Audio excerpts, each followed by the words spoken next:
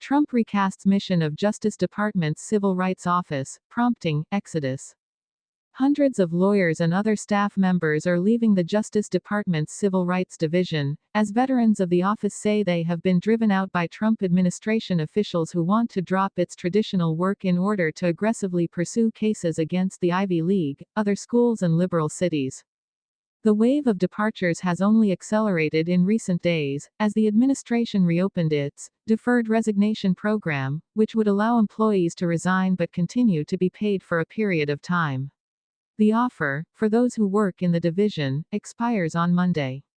More than 100 lawyers are expected to take it, on top of a raft of earlier departures, in what would amount to a decimation of the ranks of a crucial part of the Justice Department.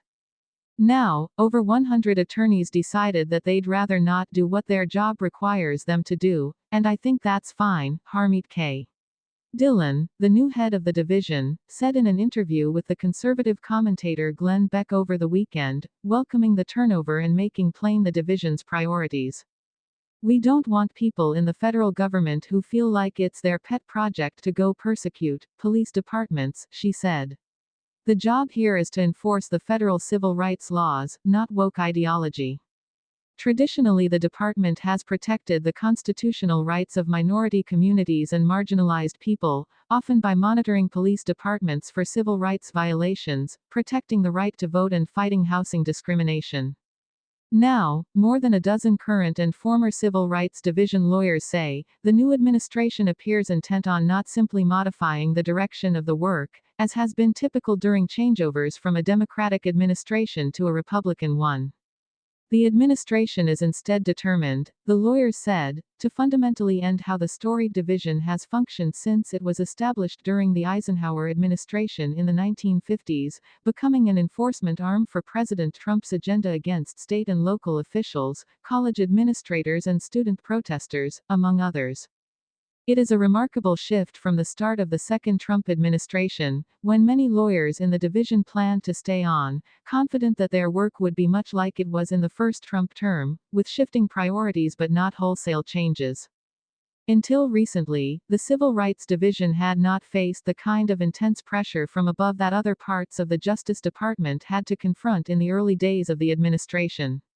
The Criminal Division's Public Integrity Section was one of the first to start receiving ultimatums from the department's political leadership. Those demands were so objectionable to the people who worked there that it became a section in name only, having its staff of more than 20 lawyers reduced to a handful. When Mr. Trump took office in January, there were around 380 lawyers in the Civil Rights Division, according to current and former Justice Department officials. Based on unofficial estimates of the number of people planning to resign by Monday's deadline, the division would soon be left with about 140 attorneys, or possibly fewer. The figures are roughly similar for the non-lawyer support staff in the division, according to current and former officials. The departures have also increased as political appointees at the department reassign the few remaining career managers at the division, leaving line attorneys worried that their work responsibilities are quickly sliding into a chaotic daily scramble in which it is unclear on any given day who their boss will be.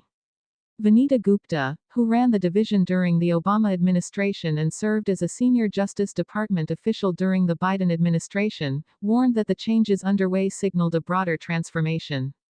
"This is not simply a change in enforcement priorities, the division has been turned on its head and is now being used as a weapon against the very communities it was established to protect," she said. A Justice Department spokesman declined to comment. Within the Civil Rights Division, it is commonplace for some cases to be dropped, or for some cases to be initiated, with the change in administrations. In and of themselves, current and former Justice Department officials say, those types of decisions are not particularly surprising. But the way Attorney General Pam Bondi and Ms. Dillon have announced such decisions has alarmed many who work there.